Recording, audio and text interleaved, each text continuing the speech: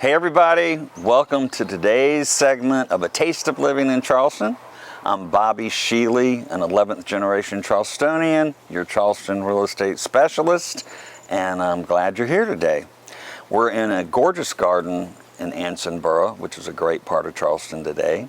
We're going to talk about more things to do in Charleston. I don't know if you remember, but we had 101 things to do, and we're going through the list, and so we're going to go through a few more. But for those of you who are just tuning in, you might want to know that Charleston has been voted the #1 small city in the world.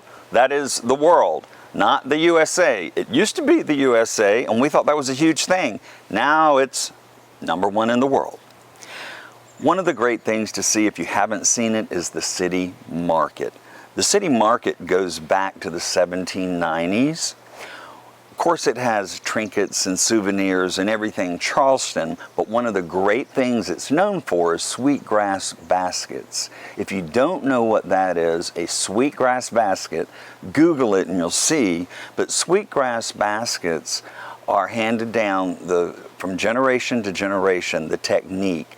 And the sweetgrass baskets came over 300 years ago, from the slaves that were brought from Africa.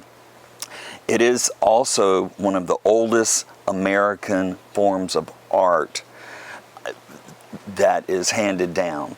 So pretty fascinating. They're beautiful. My mother had about 6 that I inherited. You can use them as bread baskets, fruit baskets, put some shells in them, but they are quite beautiful, and there's a variety of them, and you should check them out.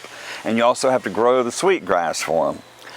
Another thing Charleston has to offer, as we all well know, are historic homes, but there's certain historic homes that you can pay and go see how they lived way back then and what the houses were like and what the gardens were like. Some of my suggestions are the Joseph Manigault house. It was built in 1803. It's 218 years old. The Nathaniel Russell house, it was built in 1808. It's 213 years old. The Aiken Red house, it was built in 1820. It's 201 years old. The Hayward Washington house was built in 1771. Did you hear that? 1771, and it's 250 years old. And then we have a new house, the Edmonston Alston house, that's only 196 years old. So those are some great houses you should go take a look at. You'll love every one of them. Another great thing is the Riley Waterfront Park. It has a pier, it has a big, huge pineapple fountain. Actually, a lot of kids play in it.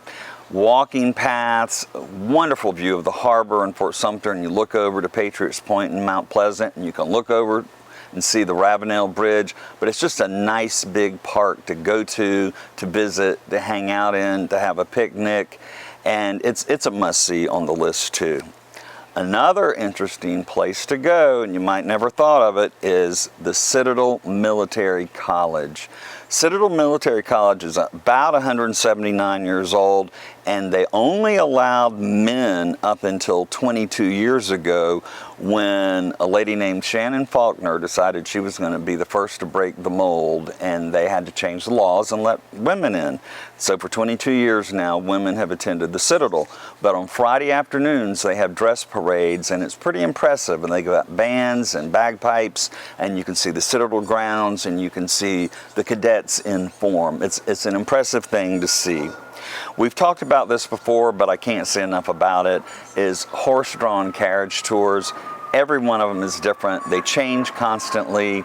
You can have a tour with 6 people, you can have a tour with 4 people, you can have a tour with just one other person, you can have a tour with champagne.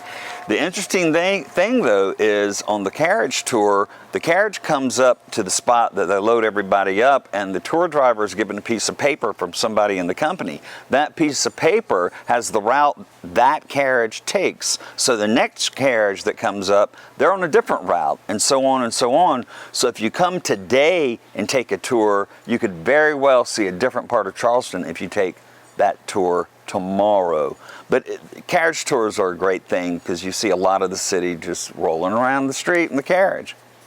Another great thing is Beachwalker Park out at Kiowa Island. It's about 20 miles from downtown Charleston. Kiowa is an exclusive, private, gated community, very high end, but the park is actually a public park, and the park has been listed as one of the top 10 most beautiful beaches in the United States. I've been out there. It's so gorgeous. You walk and ocean's on one side and sand dunes on the other. There's no houses, there's no development. It's absolutely gorgeous. You need to go early in the day though, because the parking lot is not that big, but Beachwalker Park is very beautiful place. This is just a few more things to see in Charleston. There's so many more that we're going to address. I appreciate you tuning in today. And please follow me on Instagram, A Taste of Living in Charleston. Please follow me on Facebook, Bobby Sheely. Please follow me on YouTube. Please don't forget to subscribe if you haven't already. Bobby Sheely, ERA Wilder, 843-442-7373. Have a great day. Thank you for tuning in.